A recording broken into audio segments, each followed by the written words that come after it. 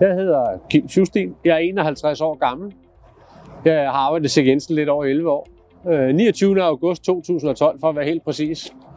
Jeg arbejder i Beton Øst 7130 under Benny Zimmermann, og så arbejder jeg i Søpowder-afdelingen under Henrik Mertz.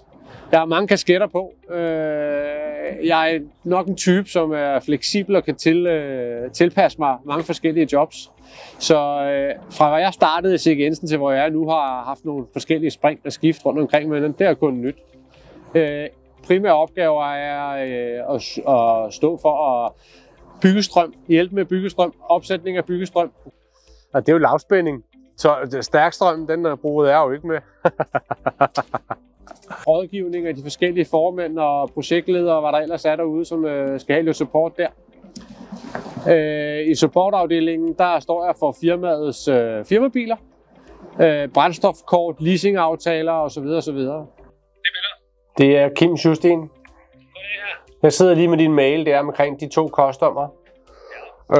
Var de en del af tilbuddet, de 2 customer så, eller var det bare noget, du lige talte med ham over telefonen?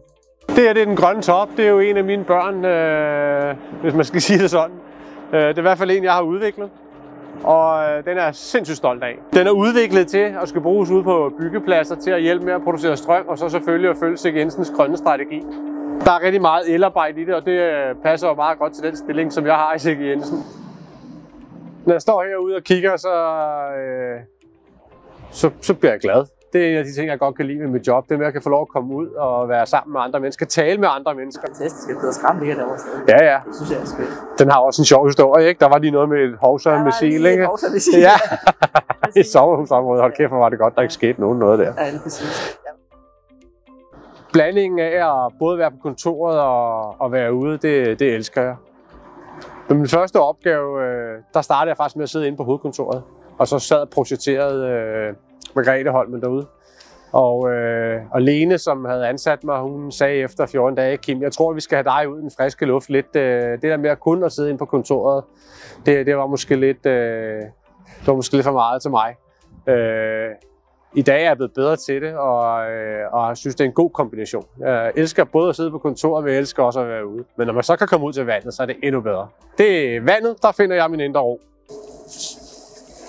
Jeg synes, det er fedt at komme herind. Jeg står altid og kigger over på en gammel mastekran derovre. Min far, han har jo været i søværnet i 40 år, inden han gik på pension. Og var officer derovre. Det var noget af det fedeste. Så står vi ude ved TB30, som er en del af Ringstedbanen-forbindelsen. Der var jeg med på, da vi byggede den der i 14 til 16. Det er nok en af de projekter, som gør mig allermest stolt at have været med til. Samarbejdet på kryds og tværs i divisionerne og med vores eksterne samarbejdspartner Barslund, det kørte simpelthen på skinner. Bane Danmark, som jo var bygherre, det kørte også på skinner, hvis man skal sige det sådan. Men det var fantastisk at være med til. En 512 meter lang kompositbro, som vi ser resultatet af her bagved.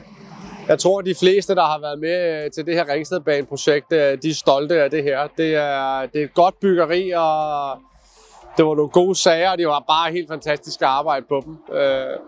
Det er nok en af de der projekter, jeg er allermest stolt af. Det er i hvert fald den, jeg fortæller mine børn allerflest gange, når jeg kører forbi, at den har jeg bygget.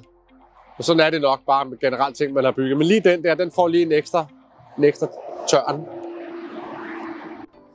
Nogle af de fede ting, vi har arbejdet i C.G. Jensen, det er helt klart kollegaerne. Altså, det er et fantastisk sammenhold, selvom der nogle gange kan bølgerne gå lidt højt, når man er på en opgave, men det skal det. Der er noget intensitet over det, der er noget action.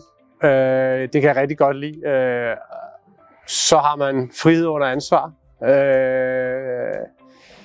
Ledelsen har tillid til, at man gør det, man skal. Og det gør, man er endnu mere motiveret for at gøre et godt stykke arbejde.